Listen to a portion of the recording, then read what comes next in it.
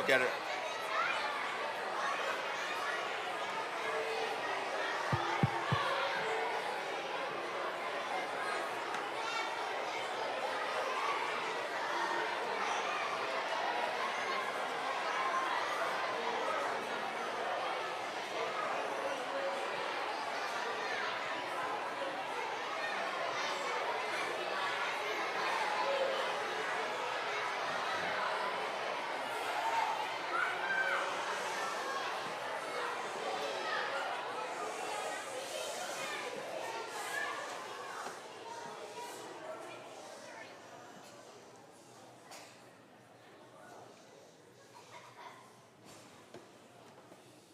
Okay, great job, thank you.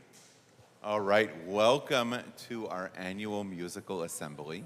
We have a couple of special additions, but I want to remind everybody before we start what our expectations are for an assembly like this. There are going to be a number of different performances. We don't cheer during the performance, we cheer at the end of the performance. Now you may think, wow, they really hit the notes well. In the middle, I want to clap and cheer. Don't do that because you won't be able to hear well. You may think to yourselves, oh, they're calling up the next grade, and those are my friends. I want to cheer for them as they walk up to the stage. We're not going to do that either. We want to get nice, smooth transitions and be ready for something very special that we're adding to the assembly this year. So we're not going to cheer when students are walking up. We're going to cheer at the end of each performance. So at the end of each performance, we're going to be cheering, we'll be clapping, we'll be applauding them, and then we'll stop, and there will be a transition. What is this special edition? Well, you may remember from other years that it takes a few minutes for each class to switch back and forth, and for the instruments to get set up. And then there's a lot of like, when is it starting? I don't know. How long is this taking? So we have a very, very special master storyteller, our very own Rabbi Silver, who is going to share not one story. Well, really it is one story, but it is going to be a serial story, kind of like Cocoa Pebbles' serial story. And it is going to keep on going and going and going and going. So stay tuned as we get ready. But first, we have our first group of violinists. Remember, we're not cheering before. We applaud them after their performance. So, without further ado, our very first performance of the day, our fourth graders with their violin. I'm sorry, fifth graders. Fourth and fifth graders on the violin. One request to any students performing: when you exit the stage, only use steps, just steps, no jumping, steps only.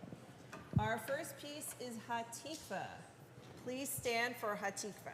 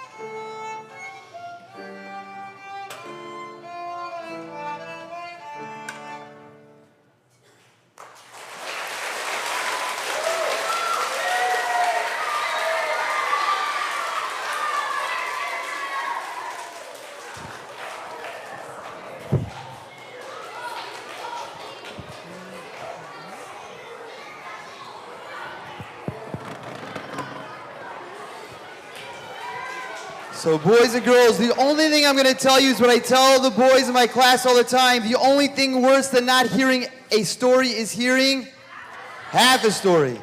And we're designed right now to be doing like eighths of stories, so pay attention. So the story I'm about to tell, you got to tell me when you're ready though. So the story I'm about to tell you, boys and girls, is a story that some of you might have heard, and I apologize, but it's such a great and unbelievable story, it is worth repeating over and over again. So please listen carefully, it is a true story. This story goes back to Eretz Yisrael. There's a family named the Wallaces. Rabbi Wallace was in charge of a program, a Kiruv program, where people would come, families would come, and they would learn all about Judaism. Well, Rabbi Wallace himself did not always grow up religious. He actually was part of the gang, the mafia, growing up in New York, but that's another story for another time. But he loved all types of crazy animals. And one of the animals he had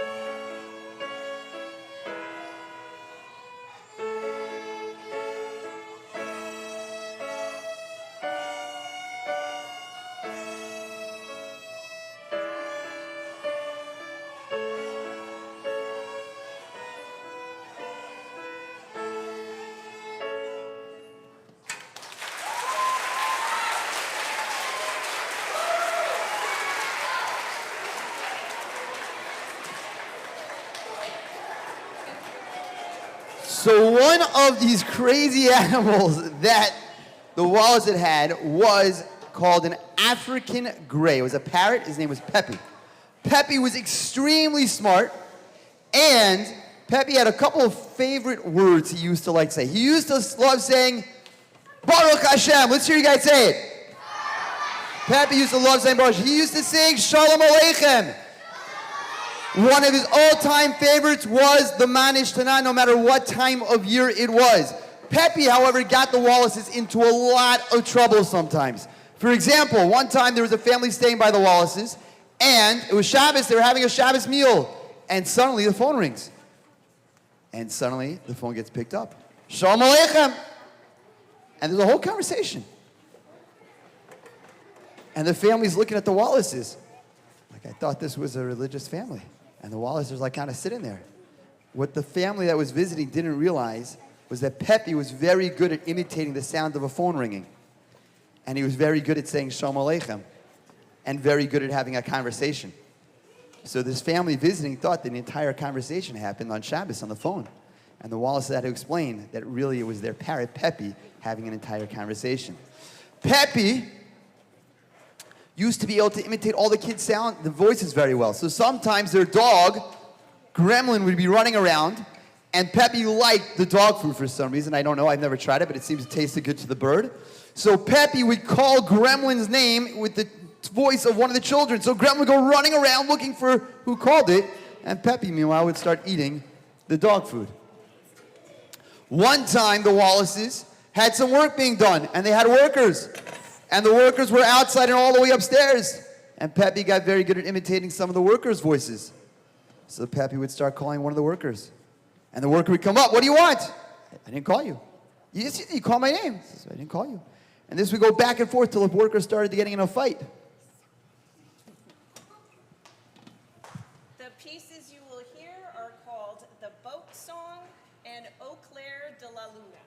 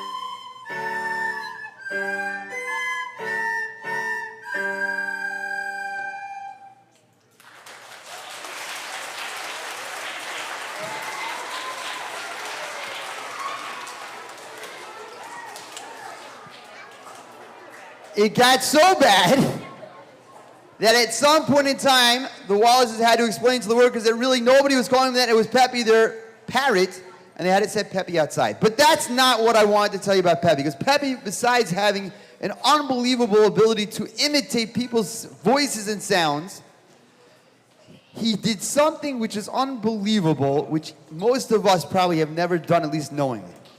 So the Wallaces was out on a Friday afternoon, and the Wallaces was outside on their porch. And what happens, if anybody ever has a pet bird, their wings start to grow longer and longer, and they can fly further and further. And what the owner has to do is they have to what we call clip the wings. That prevents the bird from really flying far away. But Rabbi Wallace often was so busy, he never had a chance to clip Peppy's wings. Well, one Friday afternoon, they're outside, having some coffee, drinking some tea before Shabbos and relaxing. Peppy's out of his cage, and suddenly, the dud, which was like the hot water tank on the top of the roof that they have in Eretz Yisrael, sprung a small leak, and a drop of hot water landed on Peppy. Peppy was so startled, Peppy shot up straight into the air and was flying around in circles. But Peppy wasn't used to seeing the house from up above, so he kind of got lost and flew away. You can imagine the Wallaces were extremely sad. Peppy was like part of their family, and he flew away, and Rabbi Wallace went around searching for him, but couldn't find him.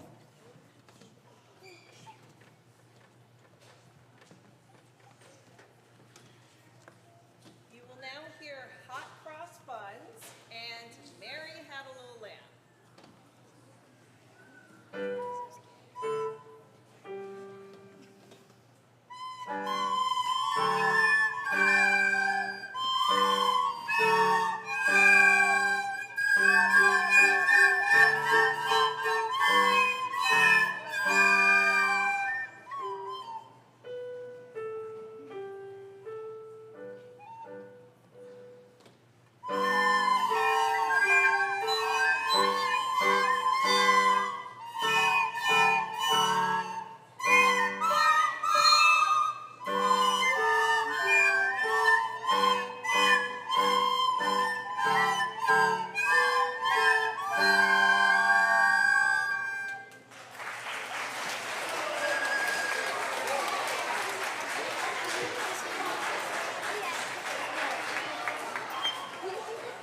So fast forward, about a year goes by, and Peppy had not returned home.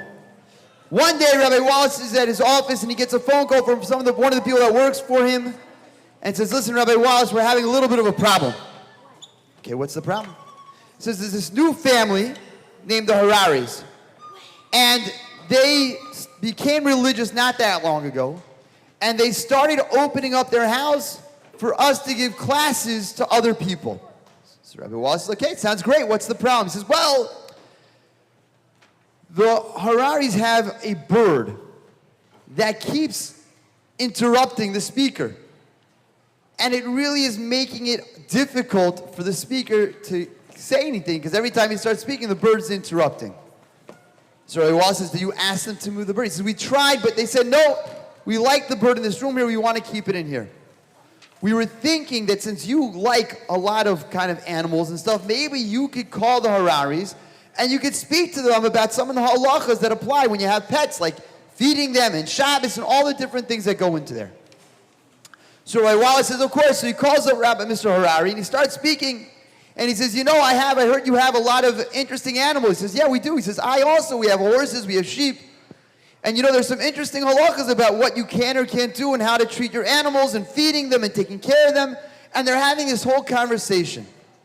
And at one point in time, Rabbi Wallace says to them, he starts talking about how they used to have an African gray bird. And suddenly Mr. Harari's like, I'm Rabbi Wallace, I have to go, I'm sorry. And he hangs up. Rabbi Wallace thought that was a little bit odd. We were having a nice conversation. Suddenly I had to hang up, but he didn't think any more of it. The next day, Rabbi Wallace gets a phone call from Mr. Harari. He says, Rabbi Wallace, it's Mr. Harari. He says, yeah, how are you? He says, I'm doing well. I'm sure you were curious why I kind of had to hang up so suddenly yesterday. And Rabbi Wallace says, yeah, I was a little curious, but He says, well, let me explain. You started talking about how you had this African gray parrot and how it disappeared. It flew away about a year ago. Well, we have an African gray. And when you started talking about it, I was afraid that maybe the African gray that we have really belongs to you. And I didn't want to hear that, so I hung up so I wouldn't have to know. But I started thinking, that's not really such the right thing to do, right? If it's not mine, I should return it. So I called my rabbi, and my rabbi said I should return it, I should call. So he says, we should figure out a way for you to prove if it's your bird or not. Is there any way, Rabbi Wallace, you can prove the bird that I have is yours? So the problem is, boys and girls, that African grays look very similar. So Rabbi Wallace was thinking there's no way that I can tell you it's any identifying mark. But Rabbi Wallace came up with this brilliant idea. He said the following, he says, I trained my bird to recognize all of my children. Mr. Rice, that's amazing. How do you do that? He says, well, it's very simple. Every time my children would walk by, the child would call out their name. Our next piece is called The Vine and Fig Tree.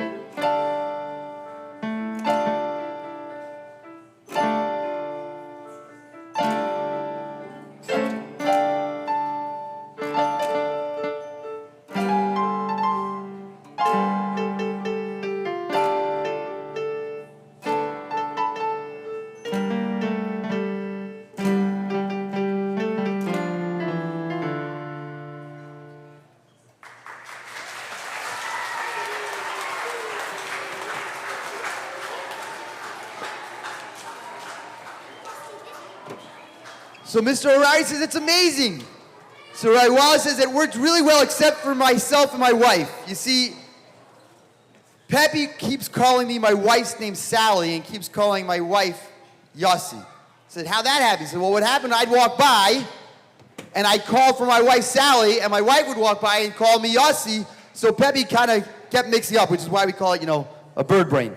But anyway, so Mr. Harari said, it's amazing. So Mr. Harari takes Pepe, the bird, into his car with his kids to the Wallace's house. They get there, and you can imagine the Wallaces are so excited, potentially they're going to get Pepe back. It's been a year. Pepe's sitting there, the Hararis are all there, and Rabbi Wallace calls his children, Rachel, Shmuel, Yitzchak, to walk by one at a time.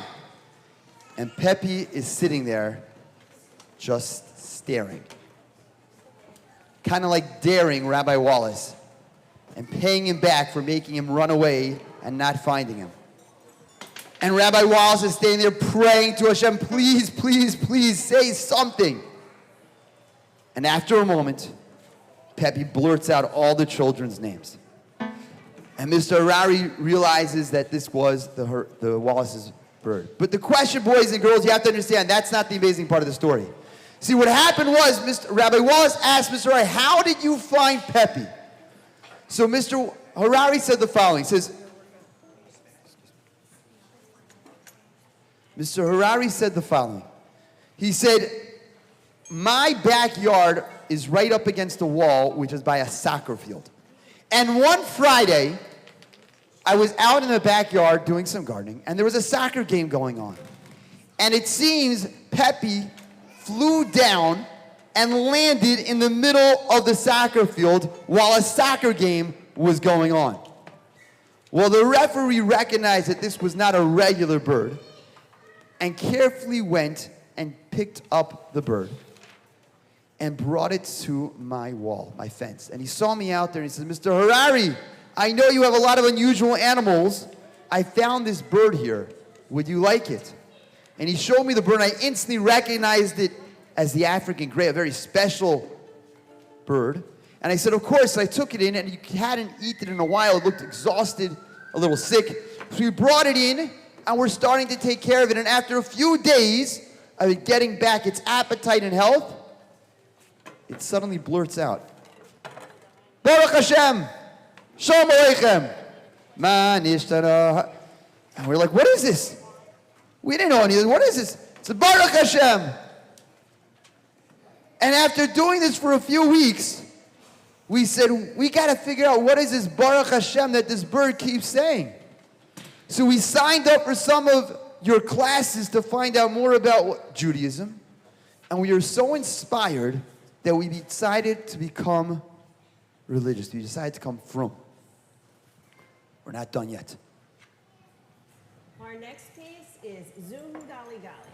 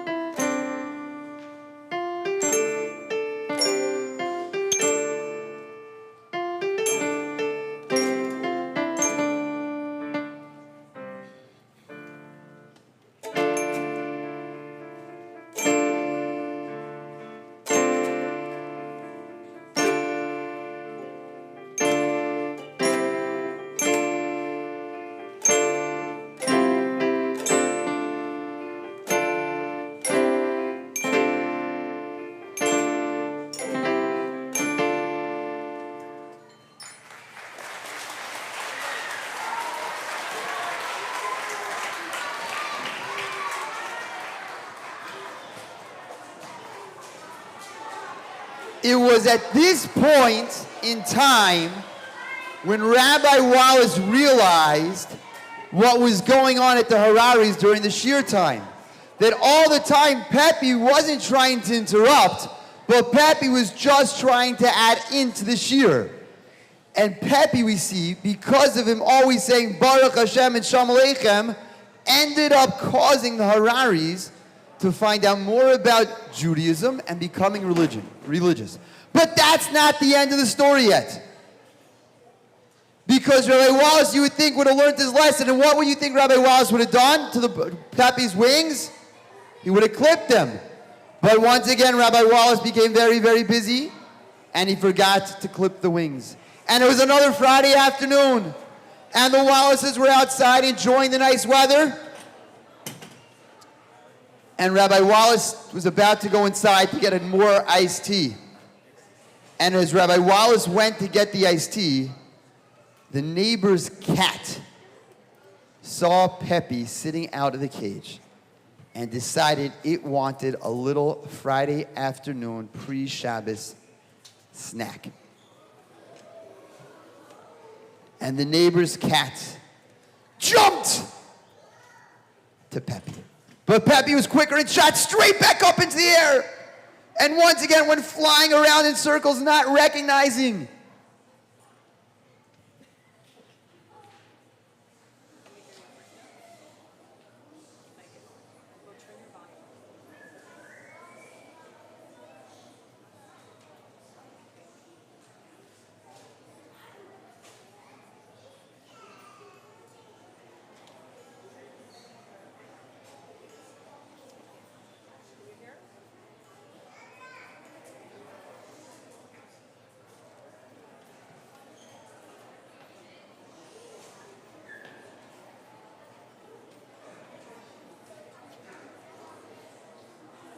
Pepe went shooting up into the air, flying around in circles. And once again, Pepe couldn't figure out where he was, and he flew off. This time, Rabbi Wallace had a little bit, there was no time before Shabbos to look around for Pepe. And that Shabbos, Pepe was not with the Wallaces. After Shabbos, Sunday morning, Rabbi Wallace decided he was going to hang up some flyers around the neighborhood in case anybody had seen Pepe. And as Rabbi Wallace is driving around, he drives past a pet shop. And he decided to stop into the pet shop and see if anybody might have found Pepe, their African gray.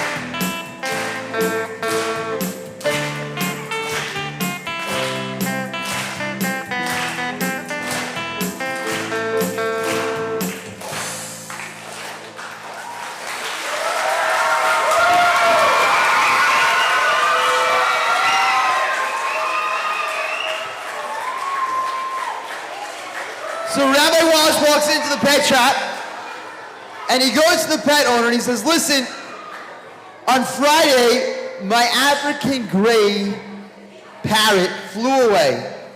And I was curious if maybe if I can give you my phone number, And in case anybody buys some material supplies for a bird, for a parrot, you can give them my number, and maybe it's my bird.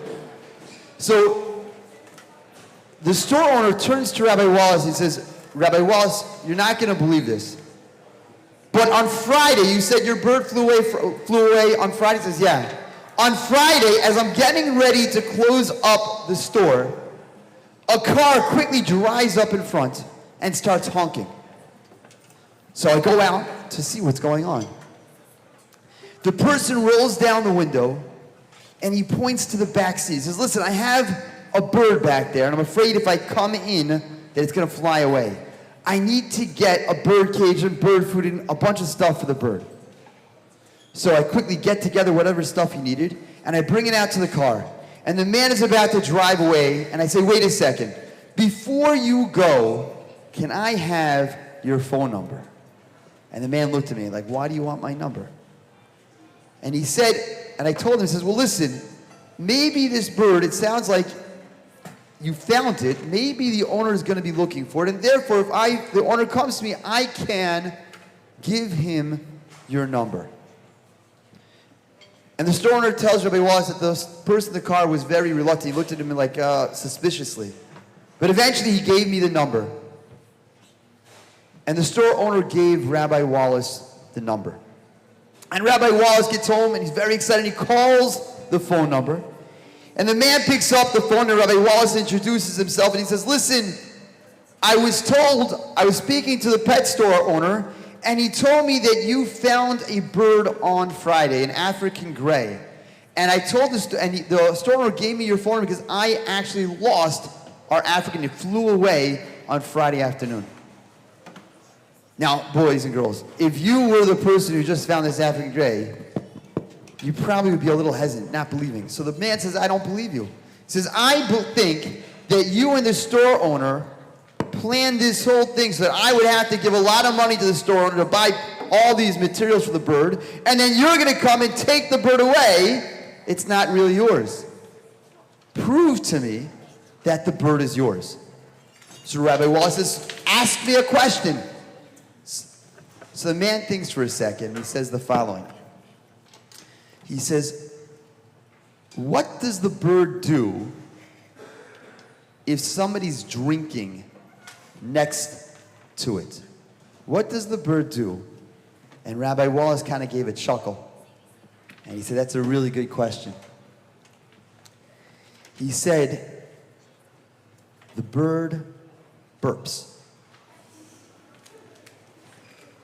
There was a moment of silence on the other end of the line. And the man says, I guess it really is your bird. So the man drives over to the Wallaces to bring back Peppy. And Rabbi Wallace invites him in, offers to pay for it all, and stay tuned. Our final performers, middle school girls band.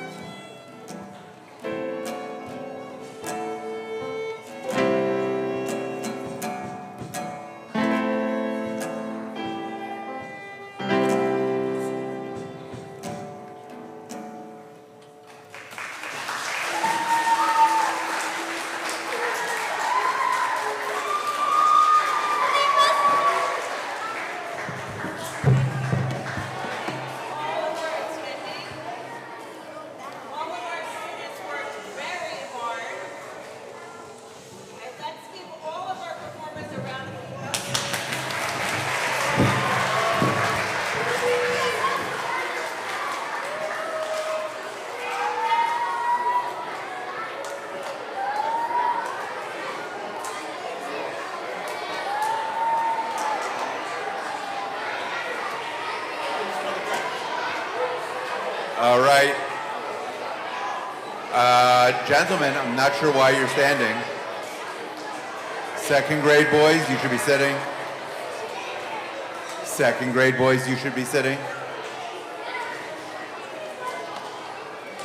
All right. Who would like to hear Rabbi Silver finish the story? All right, Rebbe.